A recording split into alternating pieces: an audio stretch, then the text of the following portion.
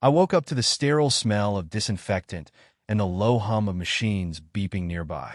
The light above me was blinding, a harsh, fluorescent white that made my eyes water as I tried to focus. My head pounded with a relentless, throbbing ache that blurred everything around me. I blinked, struggling to make sense of where I was. Everything was fuzzy, like a dream I couldn't shake off. The room was cold, too cold. My body felt heavy, weighed down by something more than just the pain. Slowly, I turned my head and saw her. Laura. She was sitting in a plastic chair beside the bed, her face pale and drawn, her eyes swollen and red from crying. Her hair was messy, and she looked as though she hadn't slept in days. "Thank God," she whispered when she saw me stirring, her voice thin and shaky. "You're awake." I tried to speak, but my throat was dry, my tongue thick and uncooperative. All that came out was a croak. What happened?" She leaned forward, taking my hand in hers. You fell," she stammered, her voice catching. "You were drunk and you fell down the stairs. You hit your head." She reached up to wipe her eyes, her fingers trembling. I thought I'd lost you." Her words hung in the air, but they didn't feel real. I frowned, trying to piece together the fragments of memory that drifted just out of reach. Fell down the stairs. That didn't sound right. The pounding in my head clouded my thoughts, but something about what she said tugged at the edges of my mind. I squeezed my eyes shut, trying to push through the fog. There had been a party, our anniversary party. I remembered that much. The house was full of people, music shaking the walls, laughter filling every corner. And I had been drinking. Yes, that part was clear, but after that, nothing. Ow, how did I get here? I managed to croak out, my voice a rasp. "You fell. You were so drunk, and you—" Laura's voice wavered again, her grip tightening around my hand as if she was trying to keep me from slipping away. "I called the ambulance. You don't remember?" I didn't answer right away. My mind was blank where there should have been something. Anything resembling an explanation. The fragments of the night before were scattered, elusive, like they were hiding from me. Something about her words felt off, wrong, like they didn't quite fit the reality I was grasping for. "Just rest," she whispered, brushing her fingers through my hair. "You're safe now." But the unease wouldn't leave me. As I lay there, staring up at the ceiling, the steady beep of the heart monitor filling the silence, flashes of the night started to break through the haze. It had started with excitement, the kind of jittery thrill that comes before a big celebration. Laura had insisted we throw a huge party for our 5th wedding anniversary. She'd been planning it for weeks, every detail perfectly curated. "It's going to be incredible," she'd said, her eyes lighting up as she showed me the guest list. I remember being excited, too. We had been through so much together, 5 years of ups and downs, and this was our moment to celebrate how far we had come. We invited everyone important to us, friends, family, even some colleagues. But then there was one name on the list that caught my eye. "Michael. Who's this?" I'd asked, holding the guest list in my hand.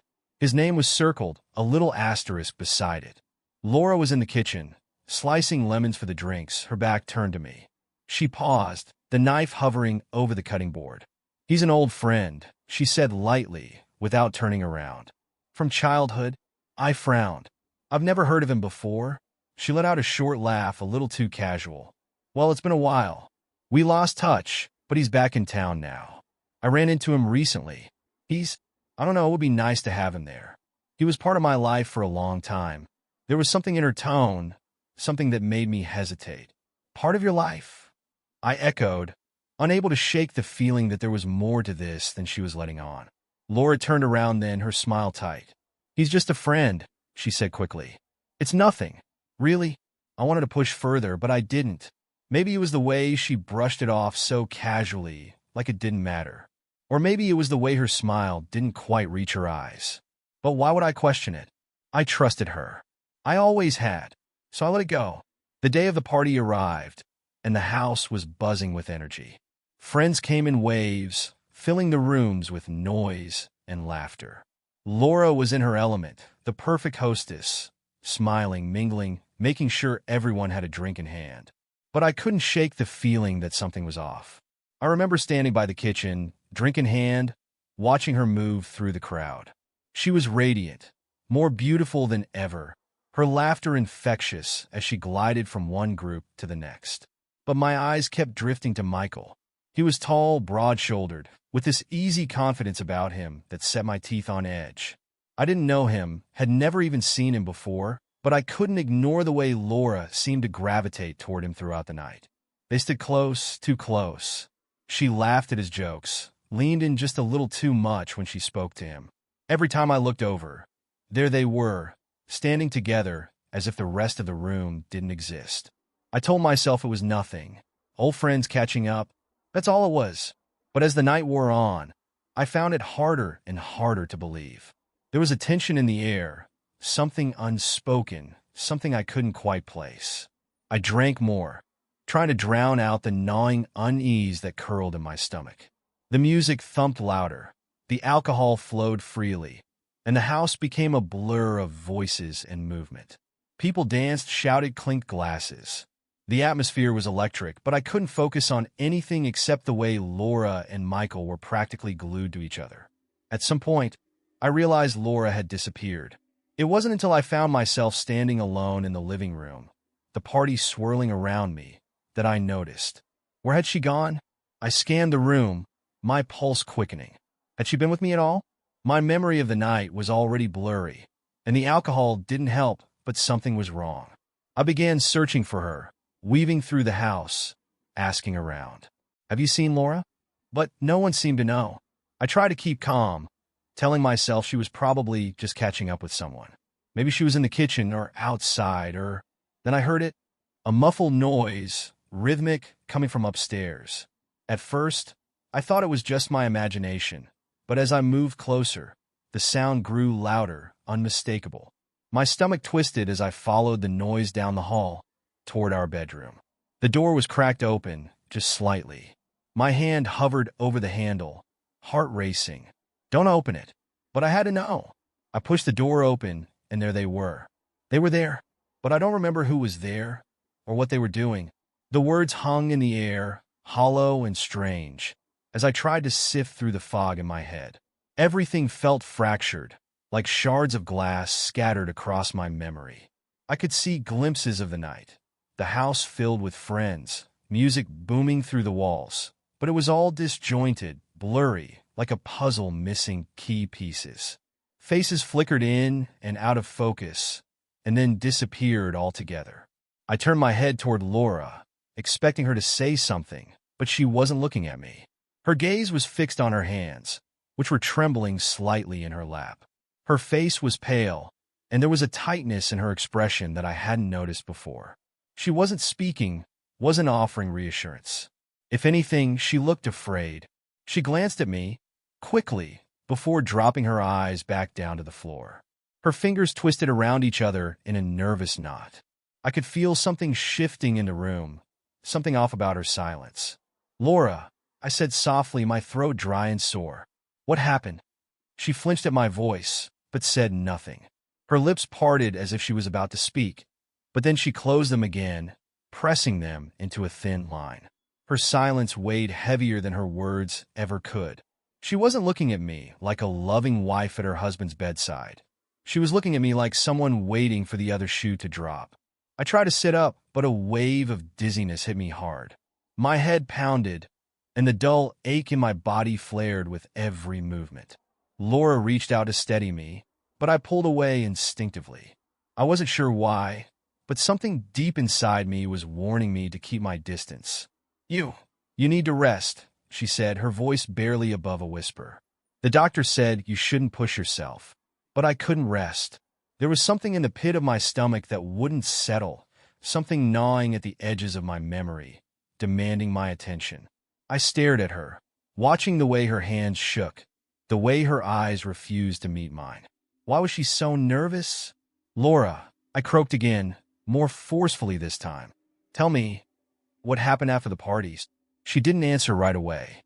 Her fingers fumbled with the hem of her sweater, twisting the fabric, as if she was trying to think of something, anything, to say. When she finally spoke, her voice was thin, almost brittle. "You were drunk," she said. You fell down the stairs. You hit your head. I stared at her, trying to make sense of her words. Fell down the stairs? None of it sounded right. My head was still swimming, my thoughts a tangled mess, but something deep in my gut told me that wasn't the whole story. How? I began, struggling to form the question. How did I fall? Laura's eyes darted to the side, then back to her hands. Her voice wavered. You were drunk. You don't remember? No, I didn't. But the more she spoke, the less convinced I became. There was something in her voice, something fragile, like she was balancing on a tightrope, and one wrong word would send everything crashing down. I don't, I admitted, my own frustration rising. I tried to sit up again, ignoring the pain in my ribs. I don't remember anything. Laura winced, her eyes growing wide. Don't push yourself, she said quickly. You need to rest. The doctor said your memory might come back, but it'll take time. There was a hint of something in her voice that I couldn't quite place. Desperation, maybe, or fear. The more I looked at her, the more her discomfort became obvious. She was afraid of something, but it wasn't for me. It was something else, something she didn't want me to remember. The last clear memory I had was the start of the party.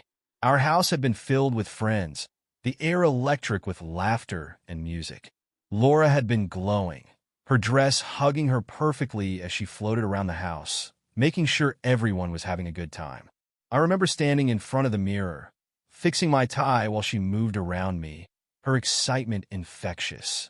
She had insisted on making the party a grand affair. It's our anniversary, she'd said, her smile beaming. We deserve to celebrate. I remember watching her as she applied her makeup, the faint hum of a song drifting from her lips. She was in such a good mood, too good, almost. She seemed nervous, too, in a way I hadn't expected. You okay? I had asked, catching her eye in the mirror. She'd hesitated for just a moment, her smile faltering before she fixed it back in place. Yeah, I'm fine, she'd said. It's just a big night, you know. I hadn't thought much of it at the time, but now, lying in that hospital bed, I couldn't help but replay that moment over and over in my mind. Was she nervous because of me, or was it something else? Then there was the name Michael. I could hear it now, clear as day, her voice almost too casual when she mentioned him as she finished getting ready. By the way, she'd said, Michael's going to be there tonight. I remember frowning at the name, turning toward her. Michael. I'd asked, who's that? Her response had been quick, almost rehearsed. He's an old friend from childhood. I ran into him a few weeks ago. I thought it'd be nice to invite him. She hadn't looked at me when she said it. There had been something off about her tone, something I hadn't noticed at the time. An old friend? I'd pressed, still trying to picture him. Why haven't I heard of him before?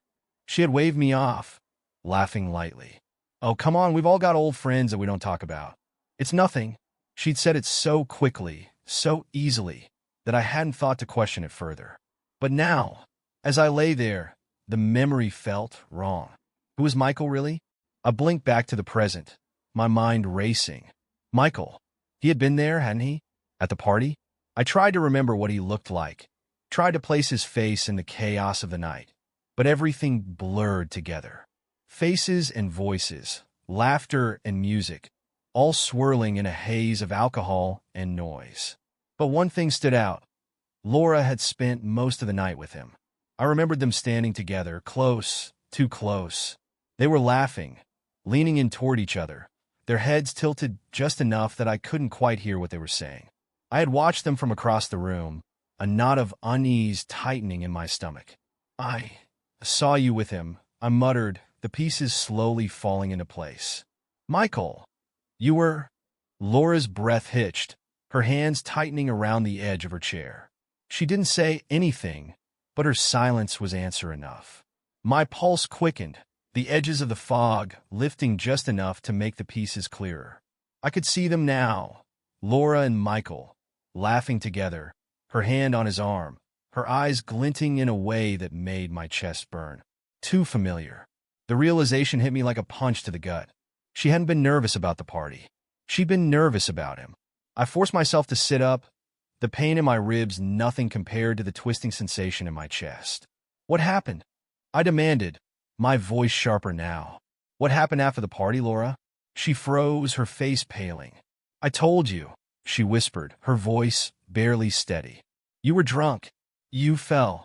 But I didn't believe her anymore. The fear in her eyes told me everything I needed to know. She wasn't afraid because I'd been hurt. She was afraid because I might remember. "And when I did, I'll remember soon," I said, my voice cold. "And when I do, you'd better be ready to tell me the truth." The more I thought about it, the more her silence screamed louder than her words ever could. Laura sat in that chair beside me, her hands trembling in her lap, her face pale, and I could feel the tension radiating from her like a living thing. She wasn't here out of concern for me. Not really. She was here because she was afraid of what I would remember. And the more I stared at her, the more it hit me like a slow, creeping dread. She had something to hide. I couldn't ignore the way she kept her distance, the way her eyes refused to meet mine. Her breathing was uneven, shallow, like someone teetering on the edge of panic. If it had just been an accident, a drunken fall down the stairs, why would she be so afraid? Why wouldn't she just tell me, hold me, and reassure me that everything was okay? Because everything wasn't okay. I could feel it in my bones. I leaned back against the hospital bed, closing my eyes, trying to piece together the shattered fragments of the night. There were flashes now, more vivid than before, but still scattered, bits and pieces that didn't connect yet. Faces, laughter, drinks being poured. But Michael was there, and I couldn't shake the feeling that his presence wasn't as innocent as Laura had made it seem. It had been late into the night when I noticed something was wrong. The party was winding down, the laughter quieter, the music softer, but the house was still full. I remember standing by the kitchen, nursing my drink, watching Laura from across the room. She was with Michael. Again, they were standing close, too close. Her hand rested on his arm. Her face turned toward him as she laughed, her eyes bright in a way that made my stomach twist. I had tried to convince myself it was nothing, just old friends catching up, nothing more. But the knot of suspicion had tightened with every minute that passed. Every time I looked over, they were still together, still in their own little world, like no one else in the room mattered. I wanted to pull her aside, to ask her why she was spending so much time with him. But every time I thought about it, I hesitated. What if it really was nothing? What if I was just being paranoid, letting my jealousy get the better of me? I didn't want to ruin the night with baseless accusations. But the unease only grew. By the time most of the guests had left, the house had quieted down, leaving only a few stragglers still lingering in the living room. I remember feeling lightheaded, the alcohol settling heavy in my stomach, but something else was wrong. Laura wasn't near me anymore. I hadn't seen her in a while, hadn't even realized she'd disappeared. That's when the panic started to creep in. I wandered through the house, calling her name, my voice growing sharper with each unanswered call. Where was she? Had I missed her? And then, as I moved through the hallway, I heard it.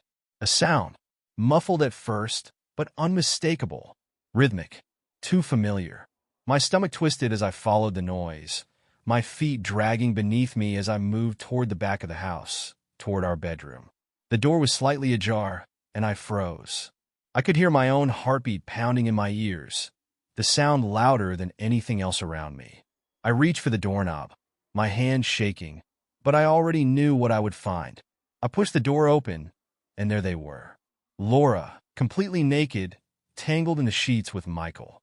Back in the hospital bed, I opened my eyes, gasping for breath. The memory hit me like a freight train, sudden and brutal. I could see it so clearly now, her bare skin against his, their bodies entwined, so drunk they didn't even notice me standing in the doorway. I had frozen, my whole world shattering in that single moment. It wasn't jealousy. It wasn't paranoia. It was real. Laura had betrayed me, and not just with anyone with him. The pain in my chest tightened, my heart thudding against my ribs as the full weight of the memory settled over me. I felt sick, a wave of nausea rolling through me as I remembered the rage that had followed. I had lunged at him, Michael, before I even knew what I was doing. The force of the impact sent us both crashing to the floor, furniture toppling as we grappled, fists flying. I didn't care about the party, about the people downstairs, or the house. All I saw was red. All I wanted was to hurt him, to make him pay for touching her. He had fought back, drunken and clumsy, but strong enough to push me off. I remember the feeling of his fist connecting with my face, the way I had stumbled, the room spinning around me. And then came the bottle. The sharp crack of glass against my head, the blinding pain that followed.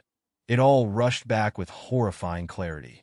I had fallen, but it wasn't down the stairs. She had lied. I sat up quickly, my body lurching forward despite the pain that shot through my ribs. "You lied to me," I said, my voice cold and steady, the words tasting bitter on my tongue. Laura flinched at the sudden movement, her wide eyes snapping toward mine. What are you talking about?" she stammered, her voice shaking. She stood up, backing away from the bed, her hands raised as if to shield herself from whatever was coming next.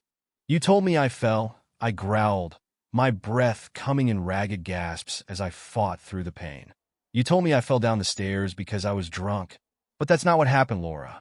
I could feel the fury rising inside me again, hotter this time, more dangerous. "You were with him, in our bed, and when I found you, he hit me." Her face paled, and she took another step back, her back pressing against the wall. I didn't mean," she whispered, tears welling up in her eyes. "I'm sorry." "You're sorry?" I spat, the words laced with venom. "That's all you have to say? You let him touch you, and then you lied to me, lied to my face."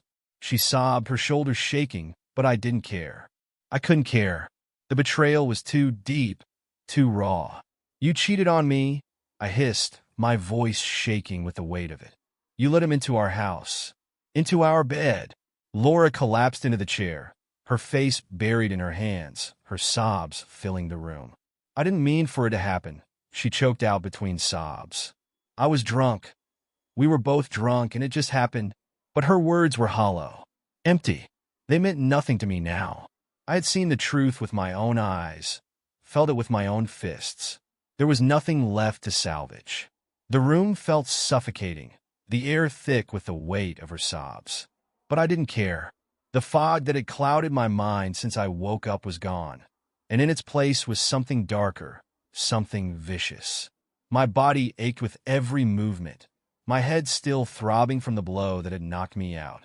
But none of it mattered now. All I could see was her, Laura, curled up in that chair, hiding her face behind her trembling hands. I had to fight back the urge to laugh at the irony. She was afraid of me now. "You lied to me," I growled, my voice louder, angrier than before. "You stood there, watching me suffer, and you lied right to my face." "Please, I'm sorry," Laura whimpered, her voice barely above a whisper. Her hands shook as she wiped her tear-streaked face, trying to compose herself. "I didn't mean for any of this to happen. It just... Stop!"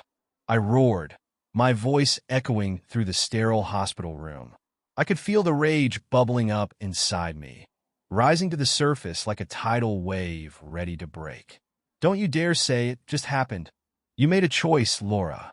You let him into our bed, into our home, and now you want me to believe it was some mistake." She flinched at the venom in my voice, shrinking further into the chair.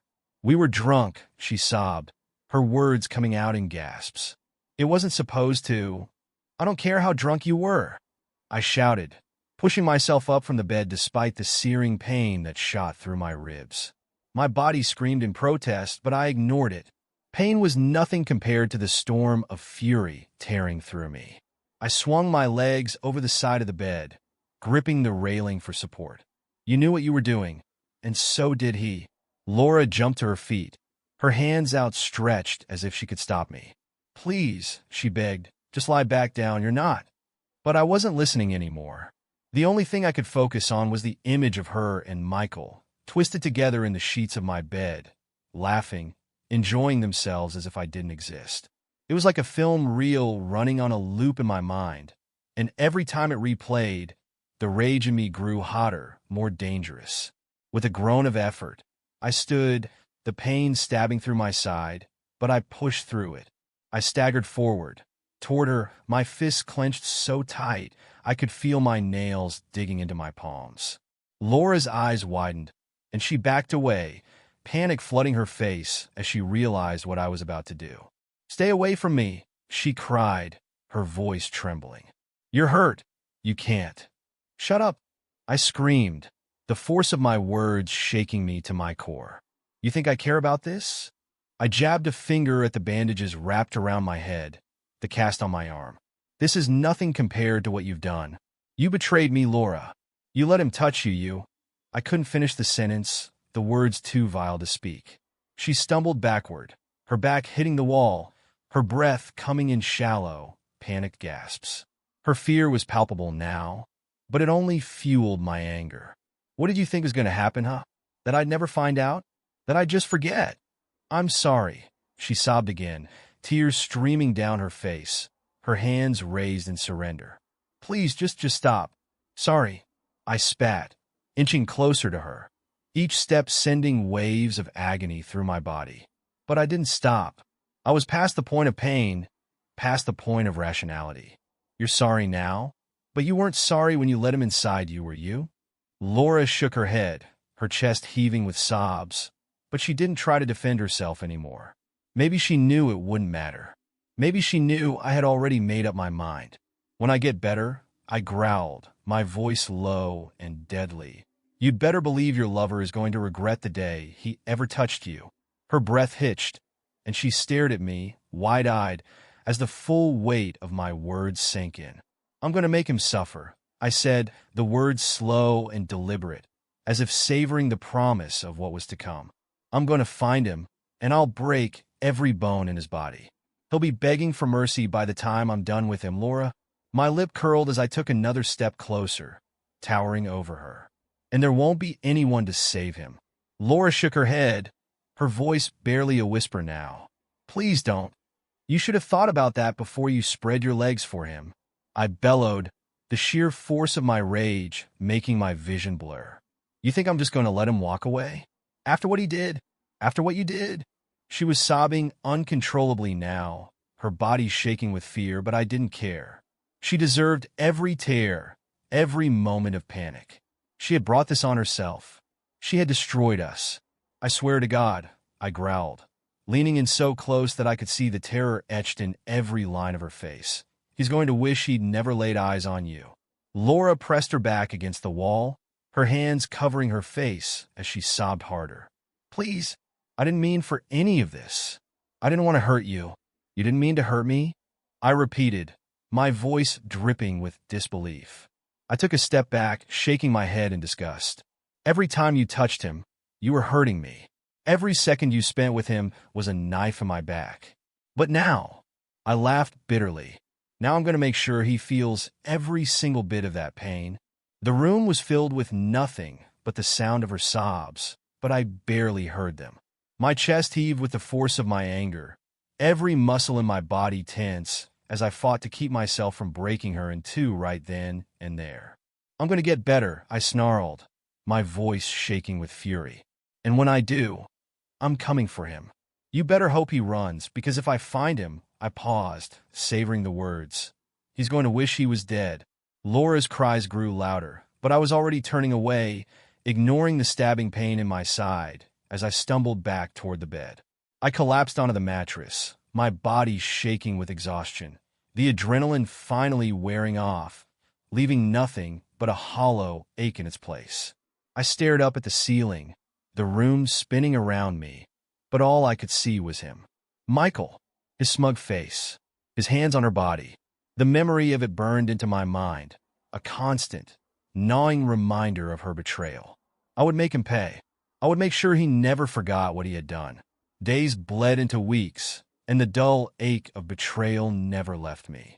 It clung to me like a sickness, poisoning my every thought, driving me forward with a singular purpose. I was no longer the man I once was. That man had died the moment I found my wife in bed with another man. Now, I was something else, something darker.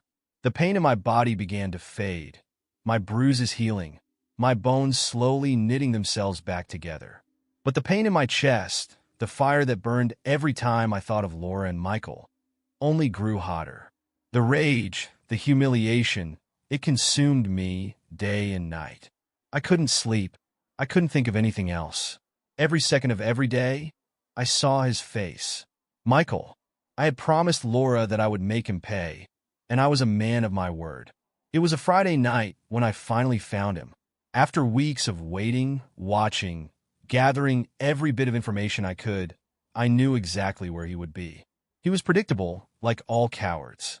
The kind of man who thought he could get away with anything, never looking over his shoulder, never considering that his actions might come back to haunt him. He had no idea what was coming.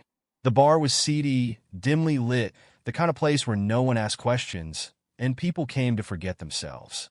It was perfect. I slipped inside, my hands shoved deep into the pockets of my jacket, my eyes scanning the room. It didn't take long to find him. He was sitting at the far end of the bar, nursing a beer, his back turned to me. For a moment, I just stood there watching him. I watched the way he laughed with the bartender, the way he leaned back in his chair, completely oblivious. He had no idea. My fists clenched at my sides, the rage bubbling up again, hotter this time, sharper. I could already feel the satisfaction that was waiting for me at the end of this night. I'd imagined it 1,000 times, what it would feel like to break him, to make him suffer the way he made me suffer. And now it was finally going to happen. I moved toward him, each step deliberate, slow. My heart pounded in my chest, my blood roaring in my ears. I could hear nothing but the steady rhythm of my own footsteps. This was it. As I got closer, I could hear him talking, some joke about the women he'd been with recently, his voice filled with the same cocky arrogance that had always rubbed me the wrong way. It took everything in me not to attack him right there. But I waited. I waited until I was just behind him, until I could smell the alcohol on his breath, until I could hear the smug satisfaction in his voice as he talked about the night he had spent with my wife. That was it. I snapped. Before he could react, I grabbed him by the collar and yanked him off his stool, dragging him backward with a force that sent his beer crashing to the floor. The bar went silent, heads turning as I slammed him into the wall, my hand fisted in his shirt. His eyes widened in shock, and for the first time, I saw it, the fear. "You know who I am?" I snarled, my voice low, barely controlled. He stammered, his eyes darting around the bar, searching for a way out. "W, what the hell are you doing, man? Let go of me!" I slammed him harder against the wall, my face inches from his. "Do you know who I am?" I growled, my breath hot against his face. Recognition flickered in his eyes, and I saw the moment it hit him. His mouth opened slightly, and then his bravado crumbled. "Wait!" But it was too late for words, too late for apologies. I swung my fist, hard and fast, feeling the satisfying crunch of bone beneath my knuckles as my punch connected with his face. He let out a strangled cry, his hands coming up to shield himself, but I didn't stop.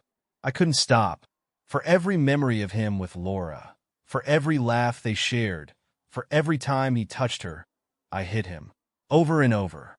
My fists slammed into him with a fury I hadn't known I was capable of. His body slumped against the wall, blood pouring from his nose, his eyes already swelling shut, but I wasn't finished. I grabbed him by the shirt again, pulling him forward before slamming him back into the wall. His head hit the brick with a sickening thud, and he groaned, barely conscious. I didn't care. He was nothing more than a rag doll now, limp and broken. But I needed him to suffer more. "You thought you could take something from me?" I spat, my face twisted with rage. "You thought you could just walk into my house, into my life, and get away with it?" He tried to speak, but the words were garbled, drowned in blood and fear. His swollen lips moved, but no sound came out. I threw him to the ground, his body crumpling in a heap. He groaned, trying to push himself up, but I kicked him in the ribs, hard enough to hear something crack. He gasped in pain, curling into himself, but I wasn't done. I kicked him again and again, my boot driving into his side with a force that shook me to my core. With every strike, I felt something primal awaken in me. A satisfaction, a release I had been craving for weeks. His suffering was my revenge, and it felt good, so good. I grabbed him by the hair, lifting his head just enough so he could see me through his swollen eyes. His face was a bloody mess, his nose broken, his lips split wide open. He could barely breathe, gasping for air between sobs of pain. "When I'm done with you," I hissed, "you're going to wish you had never touched her. You're going to wish you had never laid eyes on her." I let go, letting his head drop to the floor with a dull thud. He groaned, barely conscious, barely holding on, and for the first time that night, I smiled. "Next time you even think about someone else's wife," I said, my voice low, "remember this." The bar was silent around me, the patrons frozen, watching in horror as I stood over his broken body. I didn't care about them. I didn't care about the whispers, the shock on their faces. I had done what I came to do. Michael wasn't going to touch anyone again. He wasn't going to look at anyone's wife with that smug grin, wasn't going to laugh like he could get away with anything. I had taken that from him. I had taken everything from him. I turned and walked out of the bar, my body shaking with adrenaline, my heart pounding with the aftershock of the violence I had unleashed. But there was no guilt, no regret, only the cold satisfaction of knowing that I had kept my promise. Laura had betrayed me, and her lover had paid the price. Now all that was left was her. The satisfaction I felt after beating Michael should have been enough. In the moment, it was the crack of his bones, the sight of his bloodied face. It had been everything I imagined and more. I had promised to make him suffer, and I had kept my word. But when the adrenaline faded, when the quiet of the night crept in, something else replaced it. A hollow emptiness. I had expected the rage to subside, for the storm inside me to calm, but it didn't. If anything, it only grew heavier, like a weight pressing down on my chest, suffocating me. I had punished him, but I still wasn't free. There was one more thing left to do. When I got home, the house was quiet. The lights were off, the shadows long and still. I stood in the doorway for a long moment, staring at the life I had built, the memories that clung to every corner, every piece of furniture. This house had been our dream once, a place where we'd promised to build a future together. But now, it was nothing more than a reminder of everything that had been lost. Laura was sitting on the couch when I walked in, her face puffy from hours of crying. She didn't look at me when I entered, didn't even flinch. She knew. She knew what I had done, and she knew what was coming next. There were no more apologies left for her to give. I stood in the doorway for a moment, watching her, the silence between us thick with everything we hadn't said. I felt no pity for her, no sympathy. All I felt was the cold resolve that had been building inside me for weeks. "I want a divorce," I said, my voice flat, emotionless. She looked up, her red-rimmed eyes widening. For a second, she didn't speak, as if she hadn't heard me right. Then, she swallowed hard, her voice trembling. "What?" "You heard me," I said, my tone sharper this time. "It's over, Laura. I'm done. I want a divorce." Her breath hitched, and she stood up, taking a few hesitant steps toward me. "Please no," her voice cracked, breaking into sobs. "I know I hurt you, I know I messed up, but we can fix this. We can." "No, we can't." I cut her off, my voice cold and final. "There's nothing left to fix. You destroyed everything the moment you let him into our bed." She covered her mouth, her shoulders shaking as the sobs racked through her. But I didn't move, didn't offer any comfort. She didn't deserve it. Not anymore. I'd given her everything, my trust, my love, my loyalty, and she had thrown it all away. There was nothing left to save. "I'm taking everything," I continued, my voice steady. "Everything I ever gave you, I'm taking it all back. The house, the car, the money, everything. I'm going to sell it, and I'm leaving." Her eyes widened, her hands trembling as she wiped her tears. But this is our home," she whispered, her voice raw with desperation. "You can't just take it all. Please, Tom, don't do this." I felt nothing as she begged, her words falling on deaf ears. She had already done this to us. She had broken everything we had built together. I was just making sure it stayed broken. "I can and I will," I said, my words like ice. "You don't deserve any of this. It's over, Laura." She collapsed onto the couch, her face buried in her hands, sobbing uncontrollably. The sound of her crying should have hurt, should have made me feel something, but all it did was solidify the choice I had made. I turned and walked down the hallway, not even glancing back.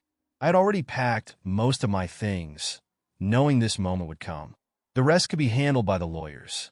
There was nothing left for me in this house, nothing left for me in this life. As I reached the front door, I hesitated, looking around at the home that had once been a symbol of everything I thought we were. The photographs on the walls, the furniture we had picked out together, the memories embedded in every room. But none of it mattered anymore. It had all been tainted, poisoned by her betrayal. I opened the door, the cold night air hitting my face as I stepped outside. I didn't look back.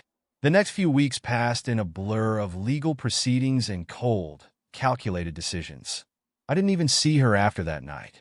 Everything was done through lawyers, efficient, detached, exactly what I wanted. I sold the house within days. Every piece of furniture, every little thing that had once made up our shared life was auctioned off without a second thought. The car, the jewelry I'd given her, the investments, we liquidated it all. The money didn't mean anything to me anymore. I just wanted it gone. I wanted her gone. Every trace of Laura, every reminder of what she had done needed to be erased. She fought at first, of course, cried to the lawyers, pleaded with them to give her something, anything, but I held firm. The prenup had been airtight, and there was no way for her to get her hands on what was mine. The house, the car, it all went up for sale just like I'd promised. In the end, I took everything just as I said I would. And it still wasn't enough. It would never be enough. With everything sold, with nothing tying me to that life anymore, I made the only decision that made sense. I bought a one-way ticket to New York. The city had always been a distant dream of mine. A place where I could disappear, start over, leave everything behind. It was crowded, noisy, fast, everything I needed to drown out the memories that haunted me. As the plane descended over the city, the skyline lit up beneath the night sky. I felt a strange sense of relief. For the first time in weeks, I felt lighter. The weight of the past, the weight of her, was starting to lift. When I stepped off the plane, the cold air of New York hit me like a slap to the face. But it was invigorating. I was free now. Free from Laura. Free from the life I thought I had. Free from the betrayal that had torn me apart. There was nothing left for me back there. No house, no wife, no memories. Only me. I found an apartment on the Upper West Side, a small place with just enough space for me and my thoughts. The first few nights were strange, quiet, almost too quiet, but I welcomed it. I spent hours walking through the streets of the city, letting the sounds of honking cars and distant sirens fill the void where my anger used to be. I kept to myself, started a new job, met new people. People who didn't know my past, didn't know the man I used to be. I could be anyone here, and that was exactly what I needed. But the ghosts of the past didn't vanish as quickly as I hoped. Laura's face, the sight of her with Michael, the sound of her sobbing in that house. It all still lingered, hovering at the edges of my mind, never fully leaving. I thought revenge would heal me. I thought leaving everything behind would give me peace. But in the quiet moments, when the city's noise died down, the emptiness was still there. The betrayal was still there. I had taken everything from her, but somehow she had still taken more from me.